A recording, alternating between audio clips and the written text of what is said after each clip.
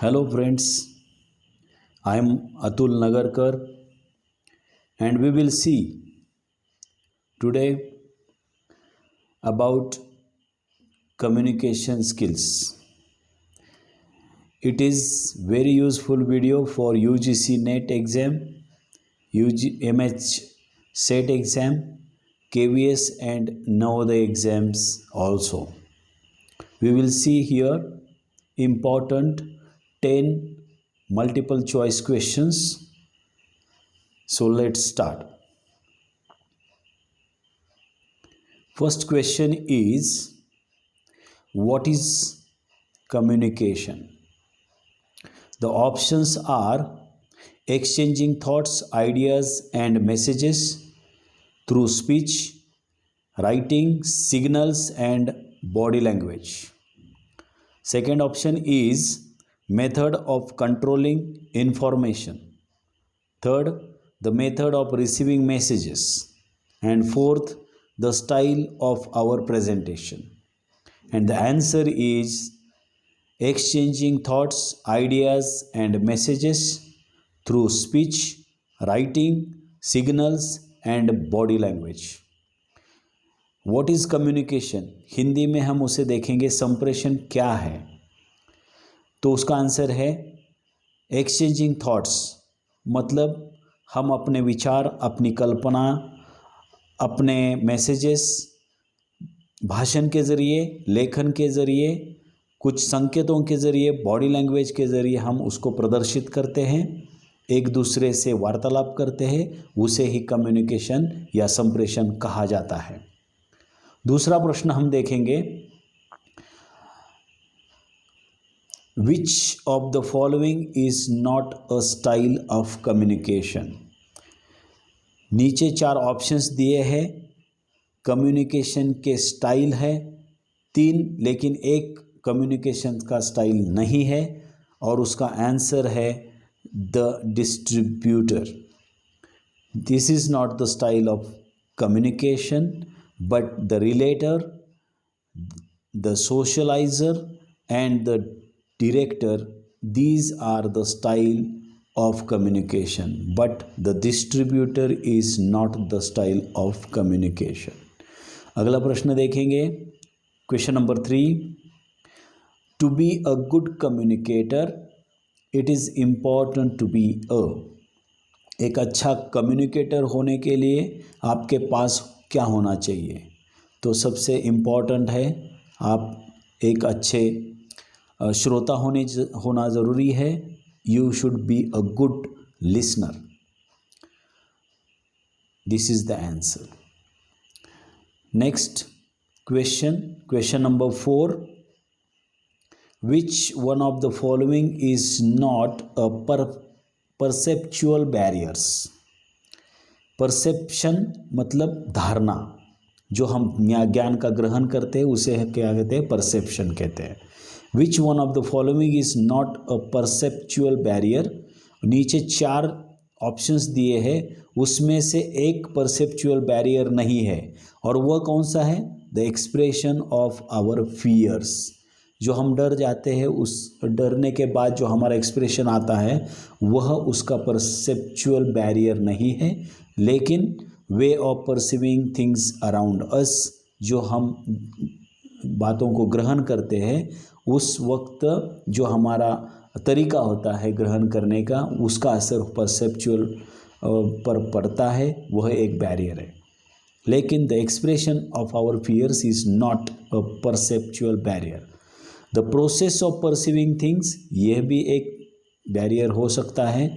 Interpreting it in our own ways, सामने वाला कुछ कह रहा है और हम उसको अलग ही समझ रहे हैं, यह एक परसेप्चुअल बैरियर है.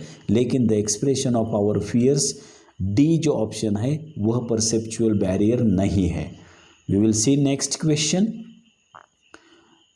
विच one of the following is a cultural barriers?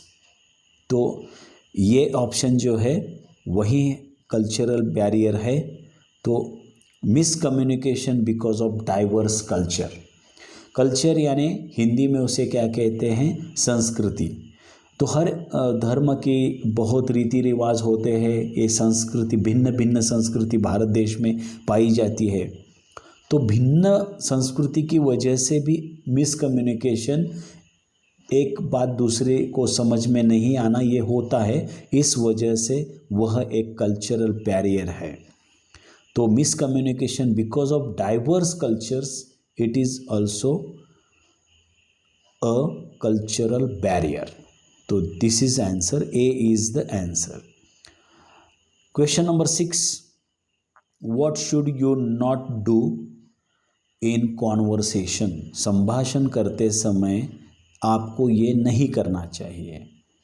तो इंटरप्ट भी नहीं करना चाहिए, गेट पर्सनल, आपको बातों को व्यक्तिगत रूप से नहीं लेना चाहिए, speak without thinking of the context, संदर्भ को ध्यान में रखकर आपको बोलना चाहिए। तो ये जैसे दूसरा बोलते समय हम उसको रुकाते हैं, इंटरप्ट करते हैं, बीच में बोलते हैं, ऐसा नहीं होना चाहिए। तो all the above is the answer. What should you not do in conversation? Interrupt नहीं करना चाहिए, पर्सनल नहीं लेना चाहिए, स्पीक विदाउट थिंकिंग नहीं होना चाहिए। जो भी बात करनी है अच्छे से सोच कर ही उसे हमको बोलना चाहिए। तो डी इज द आंसर।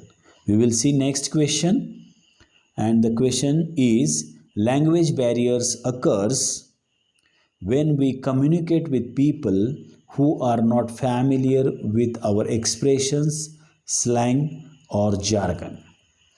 जो आपके एक्सप्रेशंस या आपके स्लैंग, मतलब आपकी जो बोली भाषा है उससे परिचित नहीं है, तो आपके और उसके संभाषण में लैंग्वेज बैरियर हो सकता है। और ये वाक्य ट्रू है, सत्य है। Next question, question number 8, emotional barriers have nothing to do with fear, mistrust, misgiving and suspicion of others. Emotional barriers have nothing to do, मतलब इमोशनल बैरियर जो होते हैं वो fear, mistrust, misgiving, suspicion of others, इसके साथ उसका ताल्लुक नहीं है, ऐसा उन्होंने कहा है। इस वजह से वो यह वाक्य गलत है और फॉल्स इज द आंसर। क्योंकि इमोशनल बैरियर्स में फियर, मिसट्रस्ट, मिसगिविंग, सस्पिशन ये आ जाता है।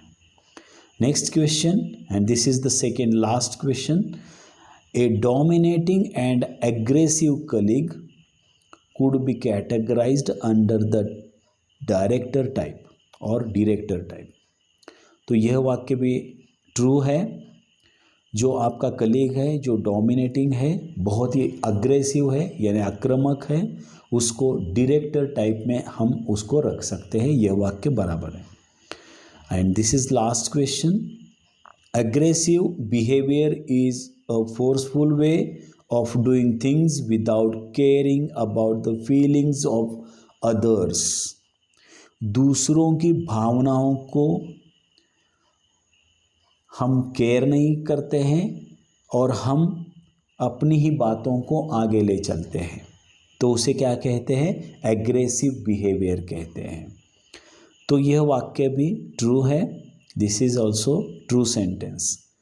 So here this is very important and MCQs questions, and which will be helpful for UGC NET, SET, KVS exams and Navodaya exams also.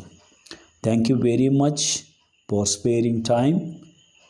We will meet again in the next video. Jai Hind.